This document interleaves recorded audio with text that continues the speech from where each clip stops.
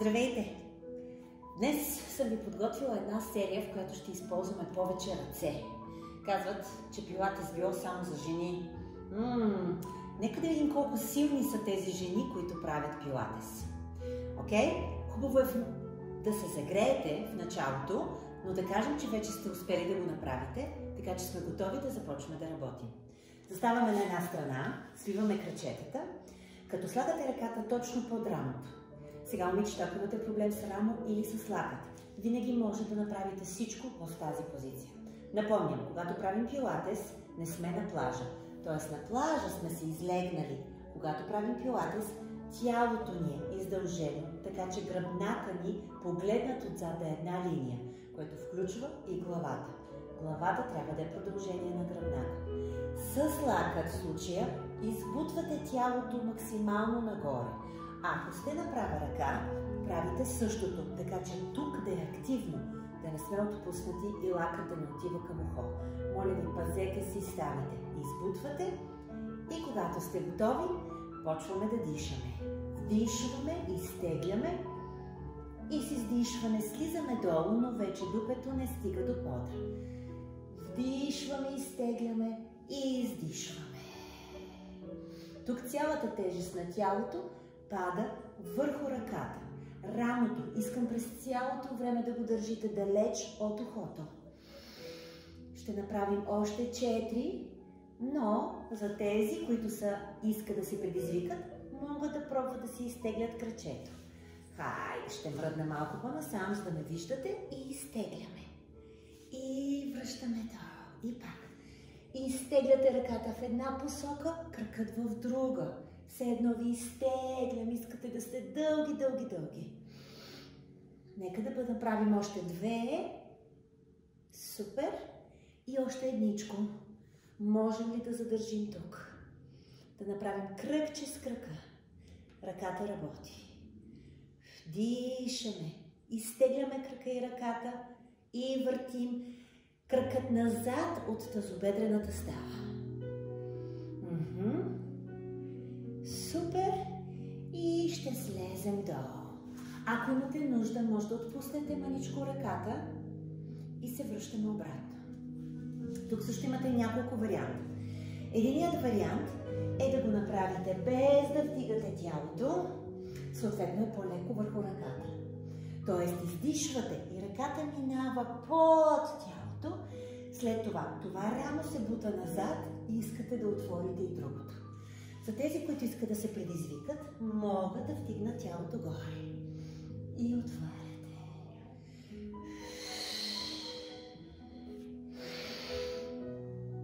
Yes. Не забравяйте, че трябва да дишате. Ще направим още 4. И ще отворим.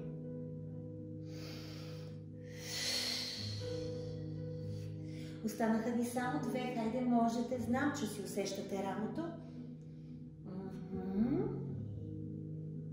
Последно, най-доброто. Усочете хубаво и върнете обратно. И се обръщате към пода. Сега, тук искам да се пробвате да си наместите ръцете точно под раменете, перпендикулярно. Ако ви гледам отпред, ръцете ви не са встрани, нито събрани. Те са точно на широчината на раменете. Окей?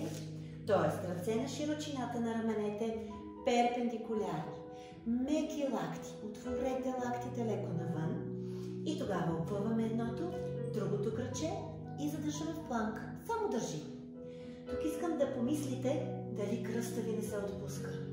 Много е важно да задържите центъра активен. Все едно искате да залепите пъпчето назад към гърба и да задържите права линия, което включва и главата. Главата не е долу, но не е и горе. Искате дълъг врат. И броим за още 4. 3, 2 и 1. Бавичко пускате краката и се отпускате назад. Имаме минутка 2 да отпуснем. Може би дясното рамо ще го усещате малко по-силно. Издишайте и отпуснете. Насладете се на тези 10 секунди, защото идва другата страна. Хайде, много елегантно. Хоп, обръщате на другата страна. Свивате крачета, подравнявате ръката. Пак напомням, можете да го направите и тук, да? Окей. С дишване изтегляме нагоре, издишваме, слизаме, не сядаме вече долу. И пак изтегляме. И долу. Внимавайте да не се получи това. Пазете ми рамото. Избутвайте го далеч от ухото. Това бяха първите 4. Ако някой иска да включи кръка, нека го направи сега за следващите 4 повторения. Искате кръка да ви е дълъг, ръката също е дълга. Издължавате максимално тялото. И връщате. Хайде, ще направим още едно и ще задържим. Теглим. И сега почваме да въртим крака назад от тазобедрената става. Ако ръката се изморила, може да слезете долу на лакът. Опитайте да издържите до края. Дишайте спокойно. 4, 3, 2, 1. Бавно ще се съберем. Браво! Казах ви, че можете. Отпуснете. Супер. Слагаме пак долу. Отново същия вариант. Може да останете долу. Окей? И да направите ротация от кръста. Като бутате долното рамо назад. Да не идва тук. Окей? Издишвате, когато мушкате ръката под тялото и вдишвате, когато отваряте гръдния кош. Искате да заоблите, да използвате въздуха, за да ви отвори плешките и по същия начин въздуха да отвори гръдния кош. Хайде още веднъж. Който иска може да вдигне и да отвори.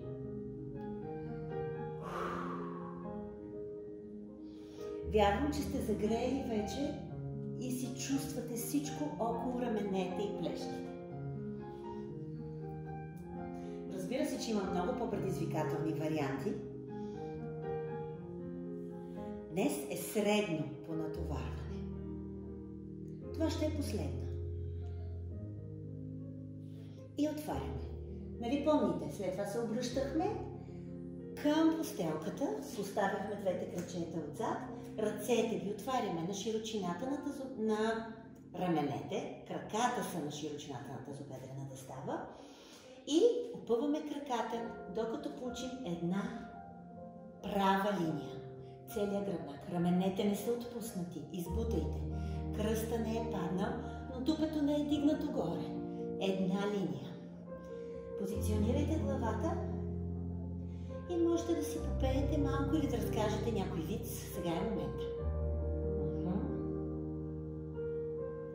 Дишайте спокойно.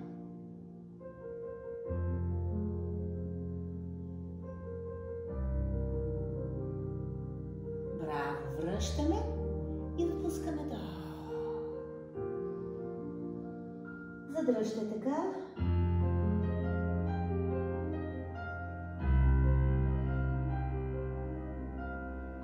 Четири, 3,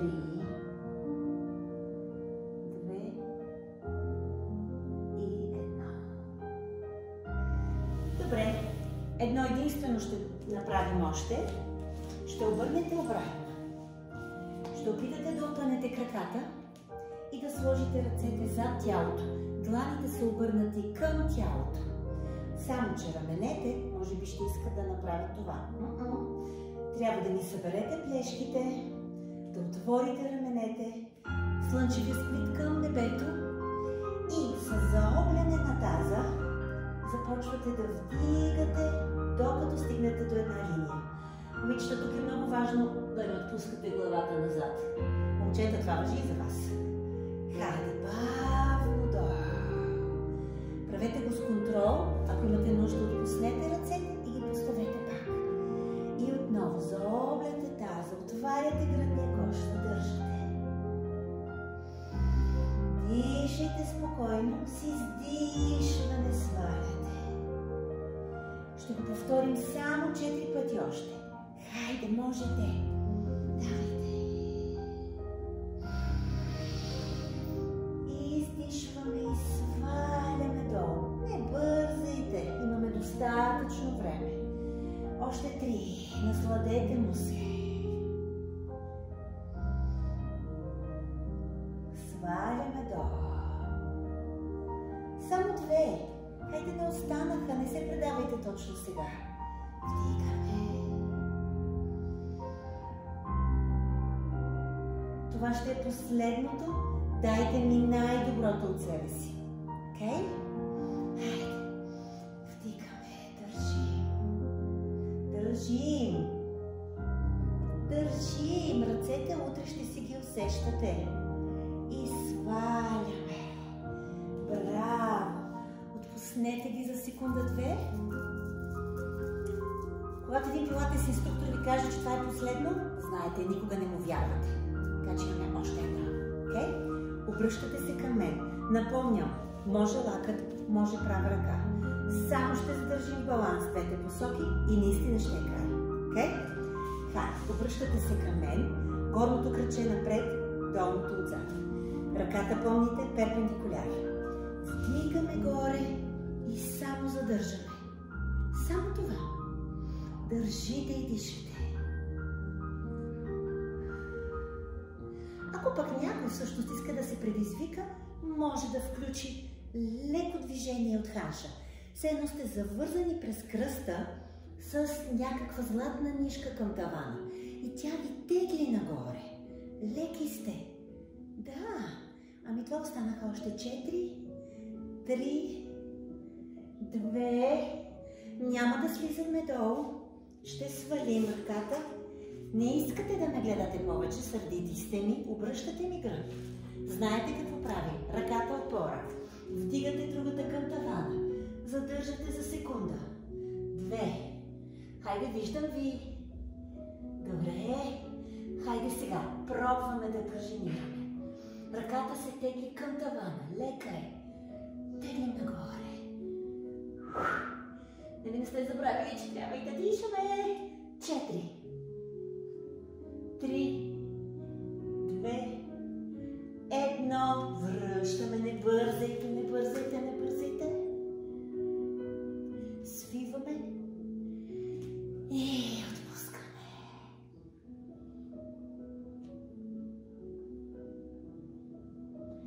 Успокойте дишането, ако случайно се е забързало.